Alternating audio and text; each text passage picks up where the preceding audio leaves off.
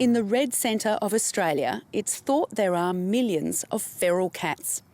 The silent and extremely efficient killers are wreaking havoc on native mammals and birds, with the region suffering the worst extinction rate anywhere on the planet.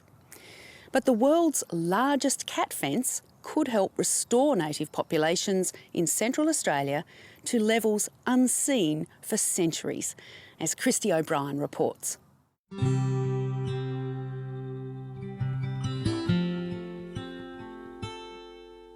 It's the contrast in red centre country made famous by the canvas strokes of artists like Albert Nemanjira. But these rich, rugged ranges, 300 kilometres from Alice Springs, are more than just picturesque. This area is an ecosystem home to some of Australia's most vulnerable animals. Within the mountain caves hide elusive rock wallabies. The sandy caverns hide tiny marla, another wallaby species. And in the ghostly gum trees nest small birds. And while it all may look relatively pristine and untouched, the truth is that this country is suffering. This region has a notorious title of being the global epicentre of mammal extinctions in the world. But there are then 10 other threatened mammals. Some of them have been extinct in Central Australia for nearly a century. Others have disappeared in recent decades. So Central Australia really is a global epicentre for mammal extinctions. Australia has the worst mammal extinction rate in the world. 30 mammals are extinct. To put that in a global context, a country like the US, since its European settlement, has had 1 mammal extinction. So Australia is really off the charts in terms of our mammal extinction rate. And in Australia, those extinctions are concentrated in inland Australia, particularly Central Australia. So there are few places on the planet that have lost as much wildlife as Central Australia. And a lot of Australians don't realise that. But it's an unlikely culprit that's behind the demise. A creature better known in its domestic companion capacity: cats. Out here, the feral animals are killers, threatening the very survival of over 100 native species. As carnivores, they love to devour small mammals and birds. But further damaging still is their tendency towards hunting and killing, not just for consumption, but out of instinct. Look, across Australia there are anywhere from 2 to 10 million feral cats. The estimates vary, but there's consensus that there are millions of feral cats across Australia. We know from the research that Australian Wildlife Conservancy has done that each cat is killing on average several native animals every night. So every night across Australia, feral cats kill millions of native animals. For Central Australian pastoralists, feral cats also carry the threat of infectious diseases, which can be transmitted to native animals, domestic livestock and humans. The problem is quite simply out of control. But far from throwing their hands up and giving in, the Australian Wildlife Conservancy purchased Newhaven Station more than a decade ago. The former cattle property sits right in the heart of the problem area, and the owners have a bold plan for solving this blight on the red centre. Some cats you get real easy, other ones are really hard. They move around so much, that's the main thing. So Australian Wildlife Conservancy is really looking to find the solution to that feral cat crisis, and there's no silver bullet at the moment, but the one thing that we know works is creating these very large feral cat free areas. So we've created already a number around Australia, but Newhaven is where we're building the largest feral cat free area on the continent. And you know, it's going to be a great project for some of Australia's most endangered mammals.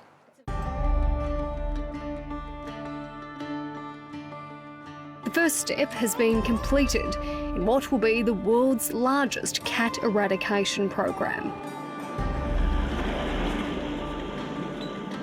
It's a simple concept, a rock-solid fence that cats can't scale.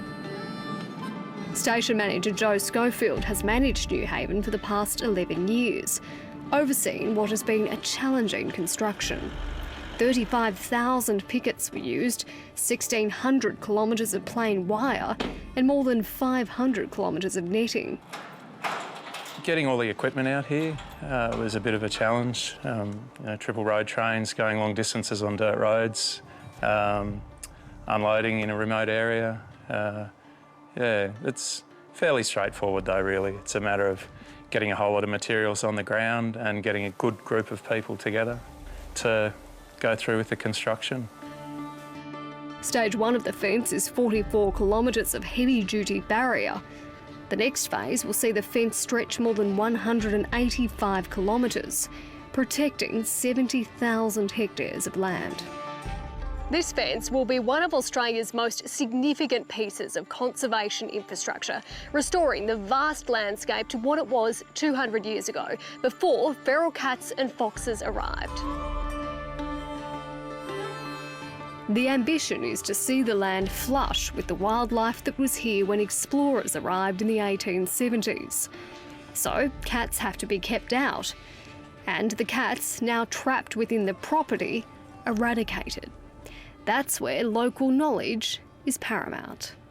We just followed the pussycat and went round and then lost it, and then we're trying to go twice, look around for it.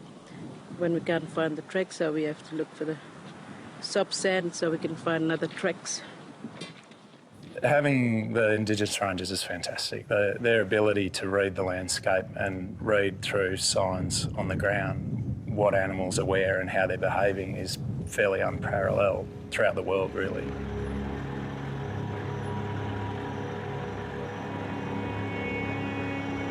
Catching a glimpse of native animals in their natural habitat isn't easy, as we soon discovered.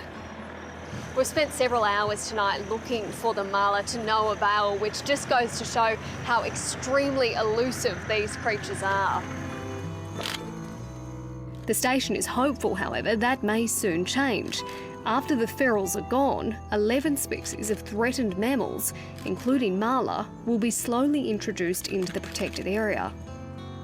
So that's something that certainly hasn't been done in Australia before. I'm not sure if it's been done around the world too many times.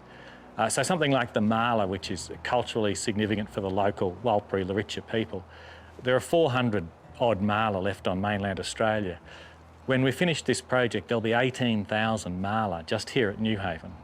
So we are really not only saving animals from extinction, but allowing them to be at Newhaven in the kind of abundance that they used to be a couple of hundred years ago. We will start bringing the animals back in.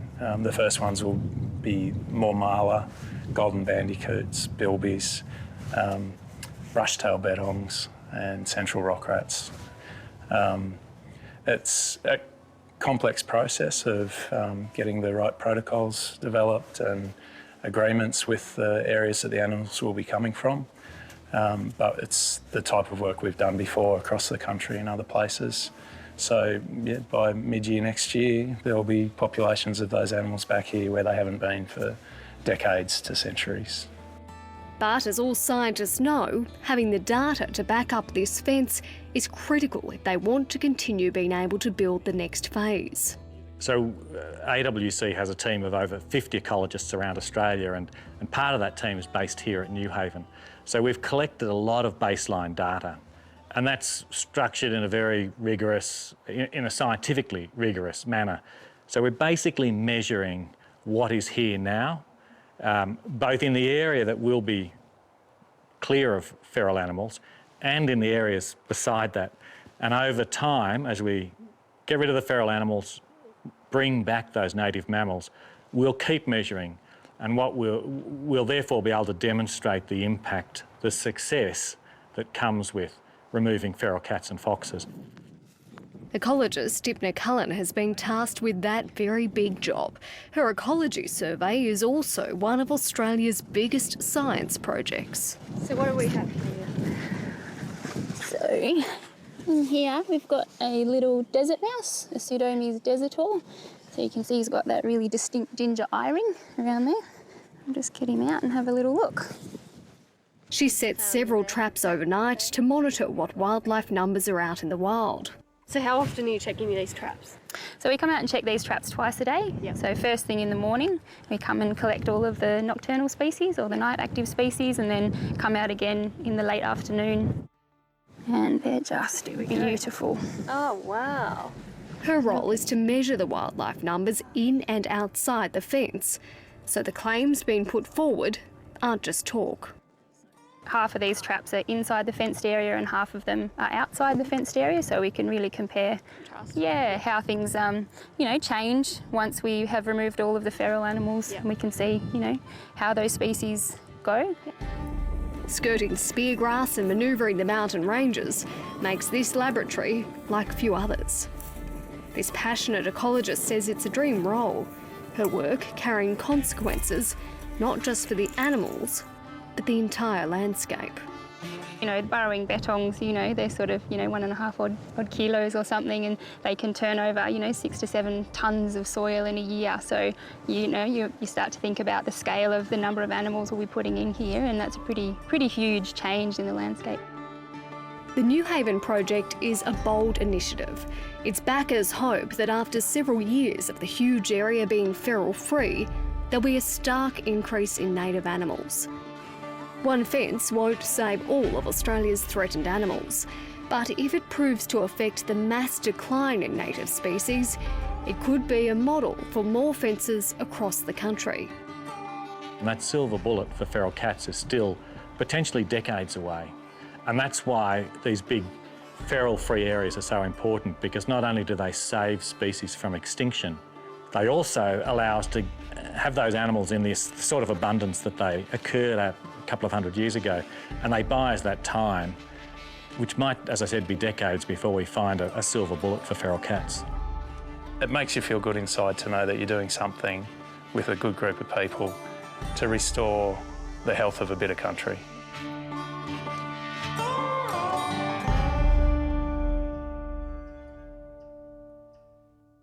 Christy O'Brien reporting there.